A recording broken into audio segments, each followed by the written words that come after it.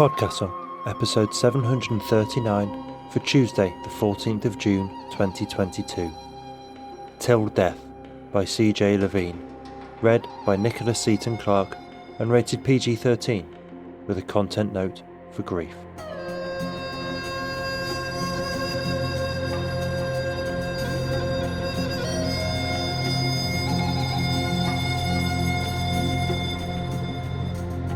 Good morning, good day, good afternoon and good evening, and welcome to PodCastle, the flying castle of fantasy fiction. I'm your host, Matt Dovey, and I am thrilled to present for your enjoyment a PodCastle original, Til Death by CJ Levine, narrated by Nicholas Seaton Clark. Now, if you're someone who hangs around for all the details at the end of an episode, you've probably already spotted this bit of news. And also, gosh, thank you for paying so much attention. However, I don't blame you if you don't. It's literally patched in from the same recording each time. So you may have missed that our heroic audio producer Peter Adrian Baravesh has completed his mythic quest at last and found a worthy successor before retiring. Not just one, in fact, but two. We are very proud and excited to announce that Devin Martin is stepping up as an audio producer after many years' fine service to the castle and the mothership both, and that Eric Valdez is joining the team to share said audio duties too. We're hoping this is a more sustainable balance of work for everyone involved, because it is a lot of work. We literally wouldn't be here without our audio producers. They have our whole hearts forever for the work they do, and we're excited to see what Peter can do with the reclaimed hours in his life. He'll always and forever be a part of the PodCastle family, and we wish him all the best. If you want to find out more about Devin and Eric, or any of us really, go check our staff page on the website at podcastle.org, where there is a variety of serious and silly photos of our faces for your amusement. Your author this week is CJ Levine, a Canadian speculative fiction author. Her urban fantasy novel, In Veritas, was published by New West Press in 2020. Her short fiction has appeared in On Spec, Fusion Fragment and Augur magazine. Follow her on Twitter at CJLav, that's SEAJAYLAV. The story is narrated for you by Nicholas Seaton Clark. Nicola has worked professionally as an actress for over 20 years in TV, film and radio. She started her career as a jazz singer and later a singer in a rock band. Her voiceover experience includes TV and radio advertising, singing jingles, film dubbing and synchronization, training videos, corporate films, animation and interactive voice response for telephone menus. She spends most of her time running her voiceover business, Offstim, which sources and provides voiceovers in over 40 languages. When not working, reading or playing with her cats, Nicola can often be found up to her elbows in flour, trying to make the perfect brioche. And now pay attention, for our tale is about to begin, and there's a lot for you to catch up on, dearly beloved.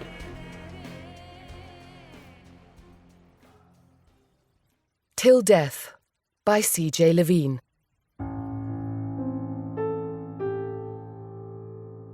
My dear Clorinda, they tell me that when you heard of my wedding, you shattered a goblet, fell to the floor in a swooning fit, and did not arise for 3 days. I hear that the entirety of the manor was wreathed in black. Really, darling, it seems a bit much. I'm fine.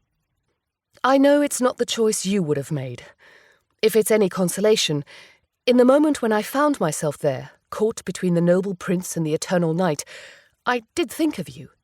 It was all very dramatic, Jordan standing there in a shaft of brilliant light, his hand outstretched, begging me to leave Gareth's side.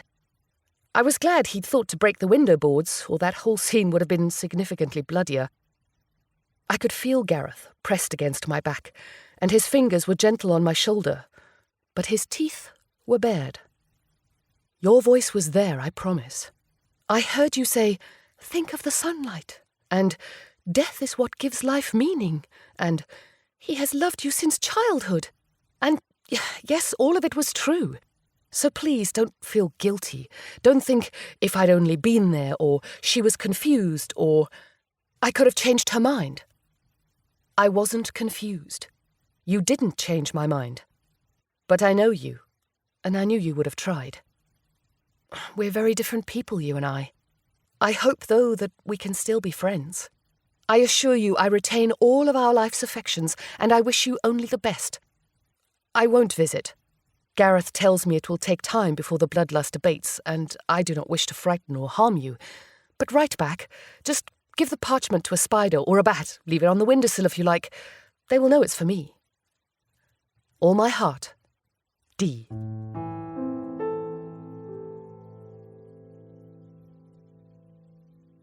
Clorinda, darling, you wrote. I shall be delighted at that instead of worrying about exactly how many exclamation marks you used. And, Clorinda, I didn't know you could be so vulgar. I have clearly had more of an influence on you than I thought. You have so many questions, I can't be surprised about that. First of all, no, it doesn't hurt. It's strange. I don't miss the sunlight, but I do occasionally miss the oddest things, like the taste of roast beef with gravy or the smell of strawberries. I suppose I could smell strawberries if I wanted to. There just aren't any here. It's mostly stone and wind. I've been ordering weaving from the village. Honestly, who goes 3 centuries without once changing the drapes?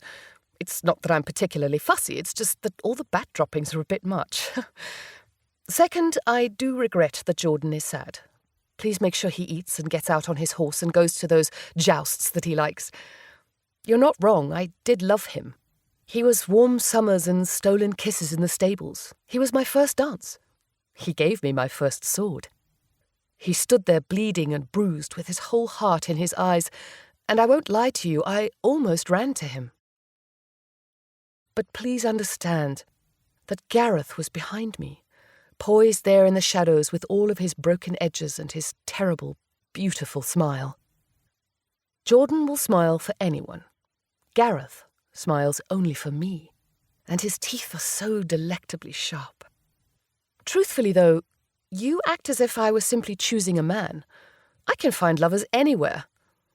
Eternal life is harder to come by, and you know I never wanted children. I think Jordan thinks I did it to save him. Please disabuse him of that notion. He needs to move on. I promise.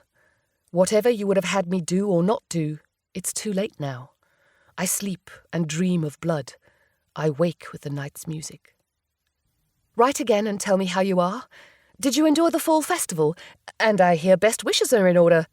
You cannot hide such things from me. The spiders say your veil will be almost as fine a weave as theirs. Affectionately, D.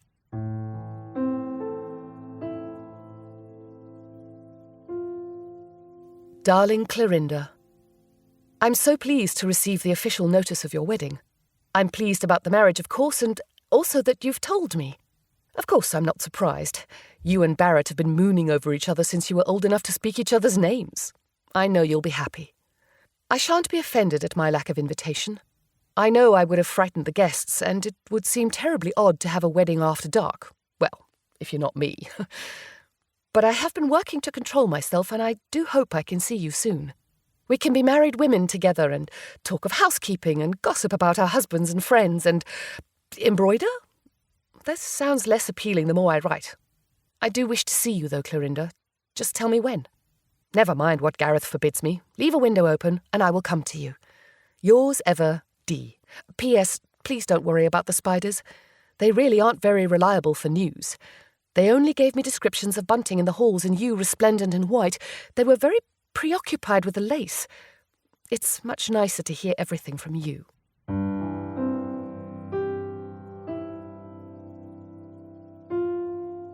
Clorinda, my love, I think I have frightened you. I didn't mean to. Please write. The garlic you've hung won't stop me, but I'm not going to come through your window if you don't want me to. I never would. And the spiders are only spiders. The dear things are perfectly innocent. All they want to do is make the finest webs and gossip a little like tiny maiden aunts. Mostly they just keep the flies from your halls. Please tell Jordan to stop crushing them. Gareth and I are going north for a while, far north, into the mountains.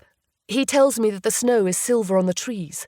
The wolves will howl for us, and we will run with them until our tracks run deep in the drifts and we're panting with beauty and a terrible, deep hunger. I am eager to see the night sky painted with emerald. I hope for your letter on my return. D.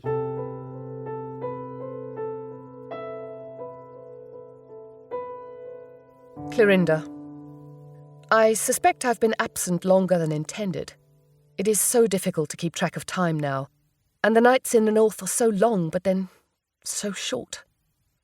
I know it has been many seasons because the spiders tell me of small feet and grasping fingers and nighttime wails. Congratulations. I know how much you wanted this. Is it 2? 3? My little spies are bad at counting. The snow was beautiful, and I assure you that my howl is now so well pitched as to echo satisfyingly through the peaks. I cannot describe to you the sheer pleasure of running for its own sake, or, I must confess, for the hunt, which is even more delicious. Hot blood on cold snow, my dear. Oh, don't be concerned, I promise, they were rabbits. We climbed the highest peaks to see the stars and stood under a jewelled sky. Before I lived in darkness, Clorinda, I never knew the stars had colours. They are opals and mica scattered on infinite velvet. Gareth put his cloak over my shoulders and his hand at the small of my back and murmured poetry in my ear. His teeth were so razored, but it was the wind that bit. There was a cave lined with wolf pelts where we slept for a long time. I dreamed of you, I think. A yellow ribbon woven into chestnut braids and a field full of daisies. How strange to have dreamed of the sun all during that dark hibernation. Less strange to remember your laugh. I'm sending you a gem I dug out of the glacier. The glitter in it reminds me of the Arctic sky. I had it cut down by a jeweller in Oslo, but know that it shone even in the ice. You haven't written. I'm sure you think that I'm trying to ensnare you, that my voice will coax you to take the crosses from your halls, that the slightest whisper will open a crack through which I will seduce you away. Oh, my dear, I let Gareth in because he asked so nicely, and his smile was so wanting, and his eyes were so sad. You are the only part of the daylight that I miss. I hope the children are well. D. P.S. I did return to several increasingly incoherent messages from Jordan. Kindly tell him to stop. I hope he finds happiness, but it does not lie with me, and the tone of his last letter was not appreciated. Barrett should not have told him how to reach me.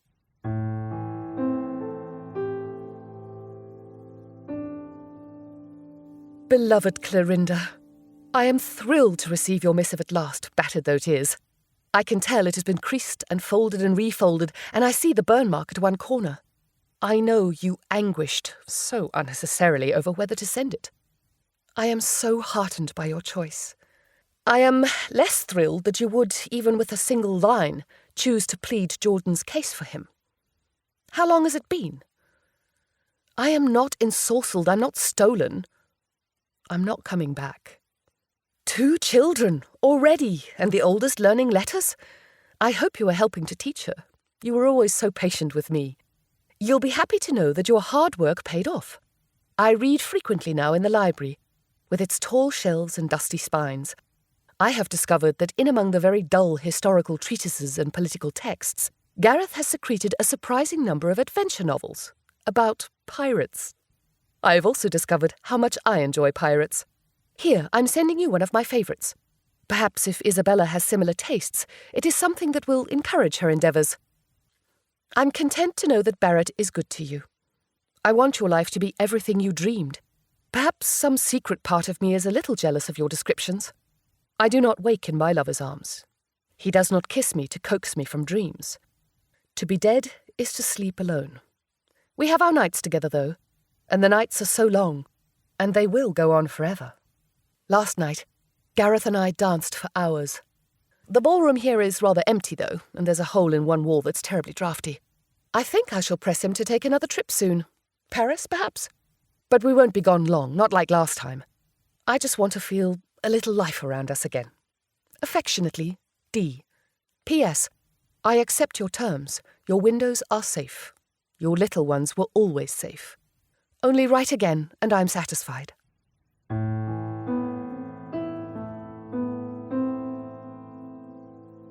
Darling Clorinda, I am so pleased that you and Isabella enjoyed the book. Here, I'm sending more and some lace for you, and a few small gifts for the children. There are wooden swords for both Isabella and James. There are many toy shops in La Belle France, and some are open late. We have been and returned. See, only a few months. We are at a bit of an impasse sometimes, Gareth and I. I want to see everything, and he has already been. He's happy with stone walls and dusty books and the howls of his pets.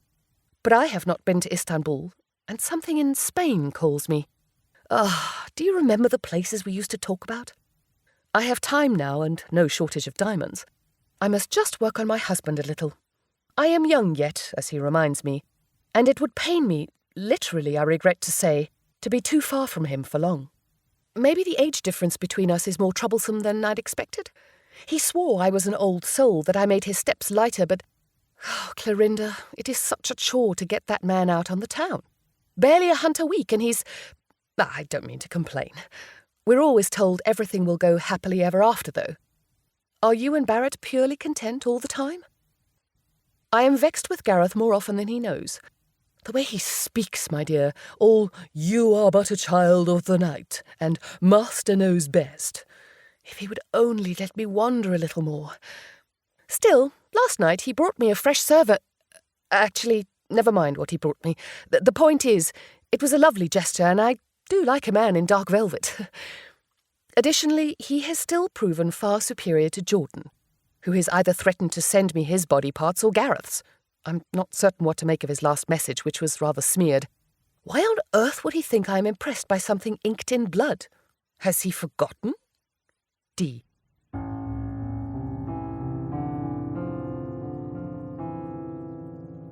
Darling, your prompt response was much appreciated. Is it strange to say glad? I'm not happy that you and Barrett have disagreements. I'm happy that the world is imperfect, and that we can talk about these things, that we're not alone. For the record, no, he shouldn't be leaving his socks there. That's disgusting. If it makes you feel at all better, I can't count the number of times I've almost slipped in viscera because someone can't be bothered to clean off his boots before he walks through the hall. The spiders tell me the children have grown tall, and that you have the first strands of silver in your hair. They assure me it's quite fetching. I would like to see it, though I am also afraid. For you, time passes, and for me, everything is still. I think we would alarm each other. I know, though, that you have only grown more beautiful with age. I knew when we were young how regal you would be when you grew into those wise eyes. I assure you I haven't changed since you last saw me. At least, well, I have difficulty these days seeing myself in mirrors, but Gareth assures me that I am as the night he met me. Paler, I expect, and with a tendency towards redness in the eyes, but, Clorinda, you would know me. I would smile for you. I would be certain not to show any teeth. Thank you for warning me about Jordan. The spiders had told me he'd left the manor. They were very grateful for it, in fact, but they do not know the meaning of swords or garlic. For you, my dear, yes, I will try to send him home, but I cannot promise. I wish he would let me go. D.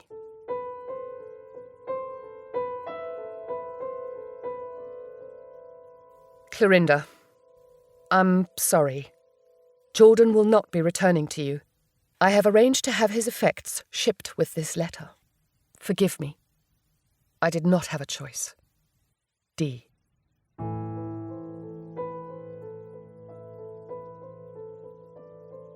Dearest, thank you for understanding. I wish Gareth would do the same. He's worked himself into a lather thinking that Jordan set the gates ablaze, sword in hand, shrieking of betrayal, because I had somehow encouraged him. He thinks I did it in letters. I only write those to you. At any rate, now I've dealt with one fool and the other has locked himself in the tower, raging at the bats. Honestly. I am unharmed, and thank you for your concern. Really, thank you. Such a thing is far beyond my expectations, all things considered. I'm spending my evenings in the library and the woods, though if Gareth doesn't come out soon, I may see exactly how far I can travel. Tell me good things, I beg you. Has Isabella tamed that horse? Does James have his first real blade?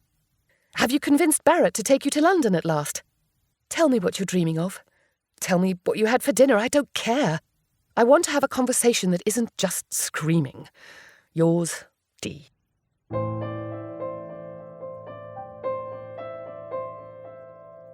Dearest. Such an anniversary already. I understand the traditional gift is China. Please accept this milk and sugar set, which I believe is in fact from China, and forgive my tardiness. I've not been keeping track of the years. As always, I hope you're happy.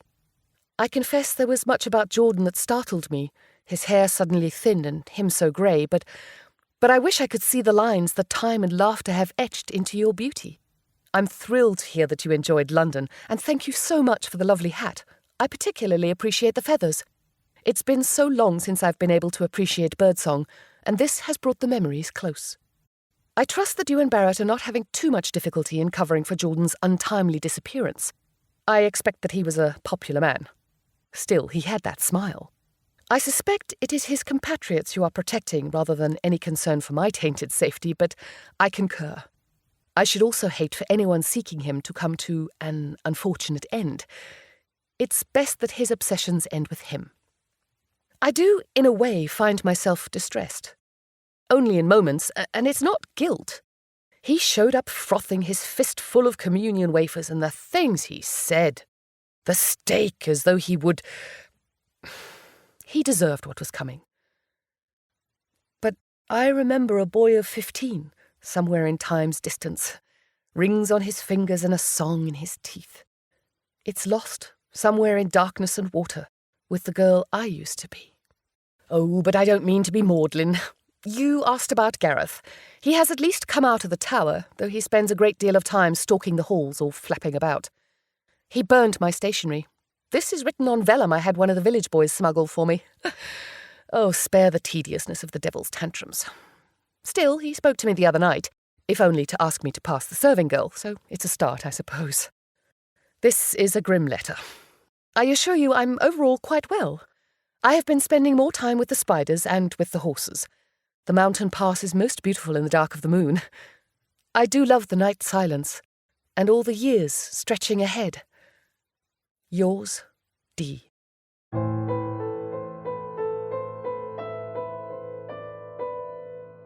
Dearest, I'm so sorry. Gareth and I had another disagreement, and I decided to sleep off my anger, which apparently took significantly longer than I'd planned. I have awoken to a stabbing headache, continued disgruntlement, and 3 of your letters. I apologize for making you worry. I appreciate that you did not, in fact, send soldiers to the gates, or at least I hope you didn't. Gareth is no longer here to tell me. It's fine, really. We're taking some time. He's gone to Hungary, I believe. We'll find each other again eventually. The years stretch long. I'm not angry that he left. I think we could use the time apart. Just the 2 of us in these weeping halls grows a bit much, if I'm honest, after the 15th or 20th turn of the seasons. It does seem terribly convenient for him. How many times did Gareth swear that I was too new, too young a fledgling, and that I would die if I so much as strayed too far from his call? How often did he claim he would wither without me?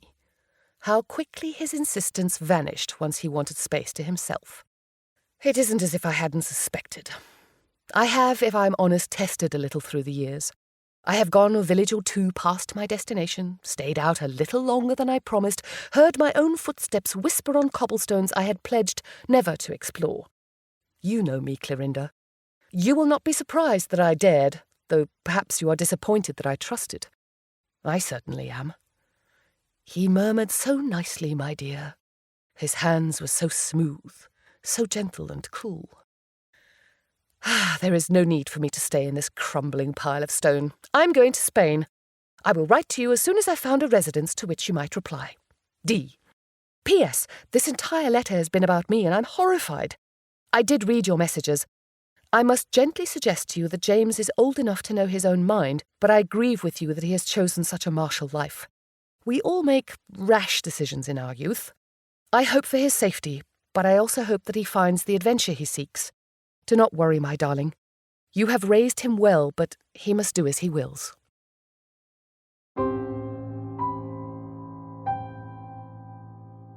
C. You were right to speak with the spiders. They don't understand you, but they understand your tears and the portrait you held before them. They have seen the colours in the flag. I am seeking James's platoon. Be patient if you can. D.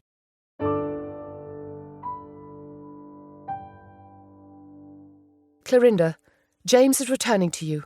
He is wounded but alive. I suspect this note will arrive first. It may be some time before I can write to you again. Be well, D.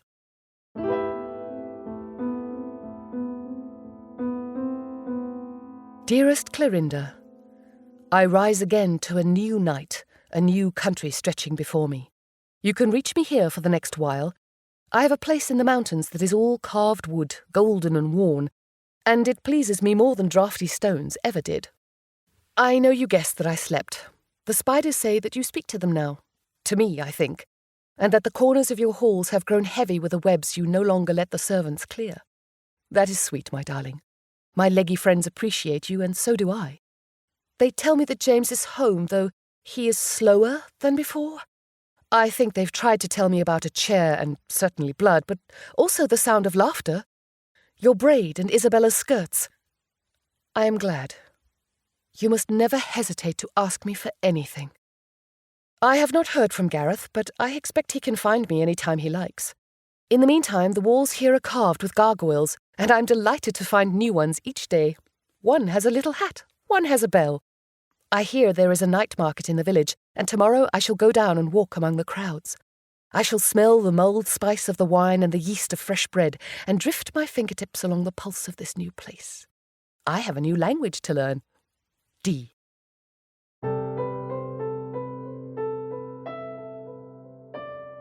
Darling, your thanks are unnecessary. I remember childhood promises when we dabbled our toes in the pond and tied ribbons around each other's wrists. You are my memories of sunlight, and I will not abandon you, nor your children, nor your children's children, for as long as I may guard them. I'm glad that James is doing well. And yes, I expect the nightmares will subside with time. He may be a quieter man than he was a boy, but he will at least be safer for it. I do beg you, don't let Isabella join any armies. I have seen one battlefield now, and it was enough. They are drenched in blood. I could very easily be someone I do not wish to be. I love the locket you've sent. The portraits are so well done, each detail so cunning. And now that I have seen James with my own eyes, I can only assume Isabella's likeness is as accurate. She is lovely, like her mother. Send me something of yourself, a painting, a lock of hair, anything. It has been so long. I am well here. The villagers do not fear me as they might. And while Gareth always advised cultivating a certain air of menace, I find I prefer it greatly when people wave to the carriage and bring fresh meat to the gates. It is only a matter of hunting sparingly and considerately, shall we say. I won't write to you of those adventures, but I am enjoying the chance to make my own path. D. Dearest, I will keep this lock of hair next to my heart always. You won't believe me that it smells of you. I assure you it does. And I remember brushing out your tresses when we were 16, just before you put on that emerald velvet and I wove flowers through your braid. You have the lightest scent, my dear, of cinnamon and soap. You jest that the colour of your locks has changed, and certainly that's true, but what a charming silver. I am sending you embroidered towels, which I recently purchased on a foray through a village just north of Milan. I have ranged far since my last missive, but I do return to my little home. I find I like it here. Please enjoy the towels. The threads are dyed with local flowers, and I have not seen their like. The spiders are not the same as your letters, but they whisper to me here and there, and they are concerned. What news of Barrett? D.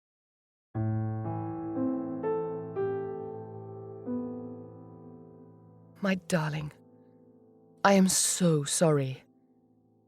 There is nothing I can send you but silence. The wolves will not howl in your valley this year. The bats will not squeal. Even the whispers of the spiders will be hushed in his memory. They would weave in black for you if they could. In my mind, we are all still young. Nothing changes here in these endless nights. I remember Barrett's face the first time he ever saw you with your hair up. I remember it too, when he tried to impress you and fell off his horse instead. He was a man with an impressive ability to huff, and I always appreciated the way he looked at you, as though you were a blossom he might shelter from the wind. You looked at him as though he was the wind. Oh, I wish you none of this grief. But I take solace in knowing that you were happy. My love to the children.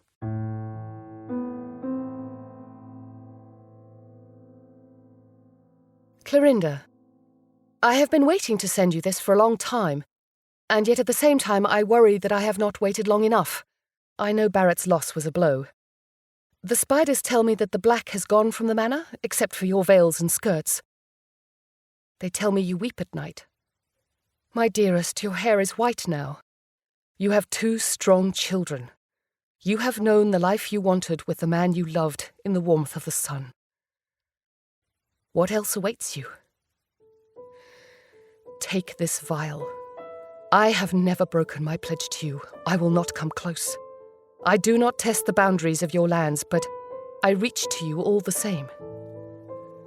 Drink this and come to me. Jordan was not the one I chose. Gareth is not the one I'm waiting for. Your mortal life has been rich and full of love. Small hands and golden light, burned cakes and broken dolls, all the things you wanted. It is time now to see everything the night offers. I await you in hope, and I do not breathe, but I am breathless all the same. D.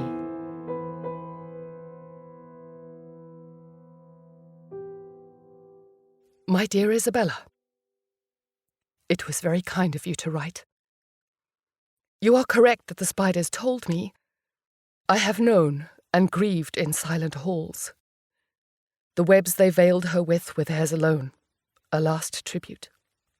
Mine will be the flowers that grow above her. Plant these seeds. They have soaked in my heart's blood and they will only bloom at night, but they will bloom forever. I am not surprised that your mother never told you about me. I am a little surprised that she kept my letters. I wept, Isabella. I will not lie. I told her I would be there for her children and her children's children. I am here for you. I know you have questions. Ask. D.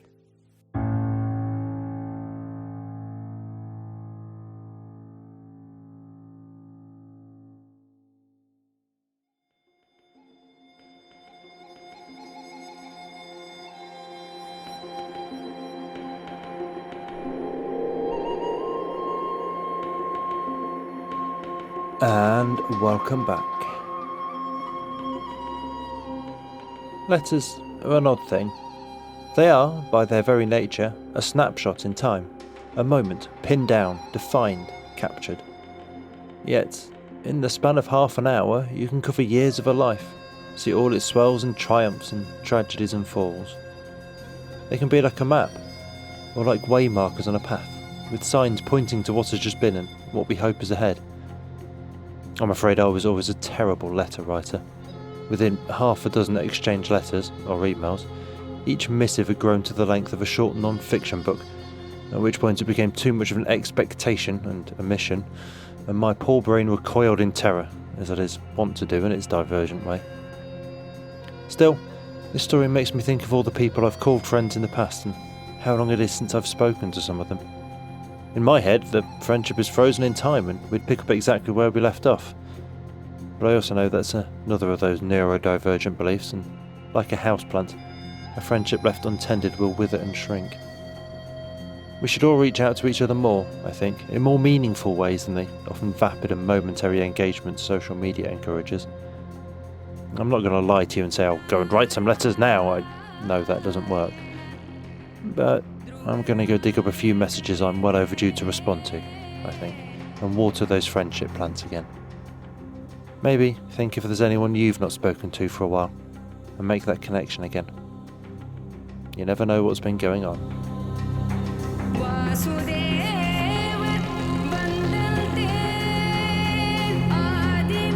That was our show for this week. On behalf of everyone at PodCastle, your co-editors Shingai and Jerry Kugunda and Eleanor R. Wood, assistant editor Sophie Barker, audio engineers Devin Martin and Eric Valdez, forum moderator Ossicat, and our many wonderful first readers Tierney Bailey, Aidan Doyle, Amalia Harrington, Kai Hudson, Craig Jackson, Julia Patt, Hamilton Perez, Shrikripa Krishna Prasad, Zeev Wheaties, Caitlin Zavanovich, and myself, Matt Dovey. Thank you for letting us share another story with you. The legal bit. PodCastle is part of Escape Artists Incorporated, and this episode is distributed under the Creative Commons Attribution, Non-Commercial, No Derivatives 4.0 International License. That means you can share it, and please do, but you cannot sell it and you cannot change it. If you want specifics, check creativecommons.org. Our music is by Shiva in Exile. Everything we do on PodCastle is 100% donor funded, and if you'd like to support what we and the rest of Escape Artists do, please join us on our Patreon at patreon.com/EAPodcasts. Prefer another method? There's details for supporting us via Twitch, Amazon Prime, Ko-fi and PayPal on escapeartists.net. We'll be back next Tuesday with another fantastic tale. In the meantime, you might care to check out our sister podcast, Escape Pod for science fiction, Pseudopod for horror, and Cast of Wonders for YA speculative fiction. If your heart belongs to us though, we'll see you next week. Be safe and be kind.